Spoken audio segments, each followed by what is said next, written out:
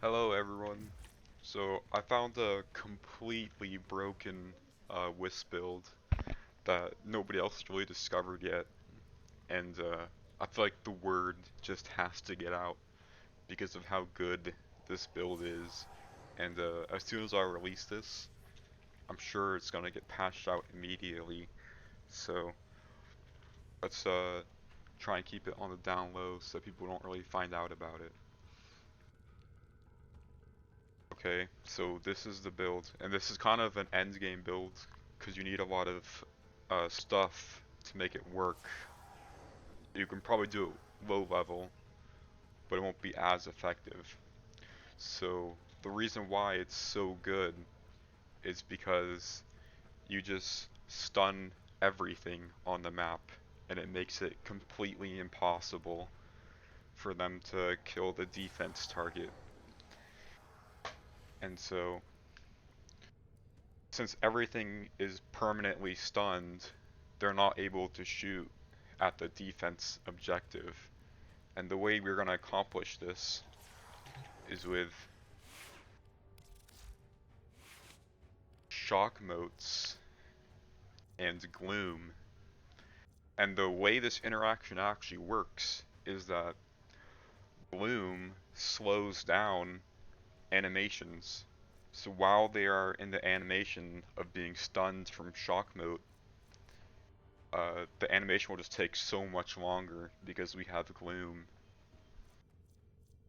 And the idea is that shock mode stuns them, and the animation takes so long that by the time they're done with animation, they get stunned again with shock mode, so that they're just stunned 100% of the time. And so you can see some really good synergy by having a companion too, because the companion can also carry shock motes, and also specters can carry shock motes, and so can defense targets. So that's a little bit of synergy there, is to get even more people being stunned. And for the builds, you just want to have as high range as possible. I'm pretty sure 280% is the maximum possible. You're going to want some strength to get Gloom to be pretty high slow. 55% is perfectly fine to permanently stun them. And I run efficiency just for extra duration. You want the duration to be as high as you can get it, because your teammates are gonna try and get rid of those motes, and you don't want that, because if they get rid of the motes, then that's less people that you can keep permanently stunned. So you need 280% range. You need enough strength to get at least 50% slow on Gloom. And then your tertiary stat is duration. Uh, you just want to get that as high as you can without compromising the others. And this is the build that I use. It doesn't really matter that much as long as you can get the stats up that I was talking about. And the aura does not matter. I run Energy Siphon because since we're gonna have Gloom always on, it helps with your energy economy, which is also why I run Arcane Energize and Zenuric, because that way you get more energy per second. And in my gear wheel, I've also got energy restores, need lots of those.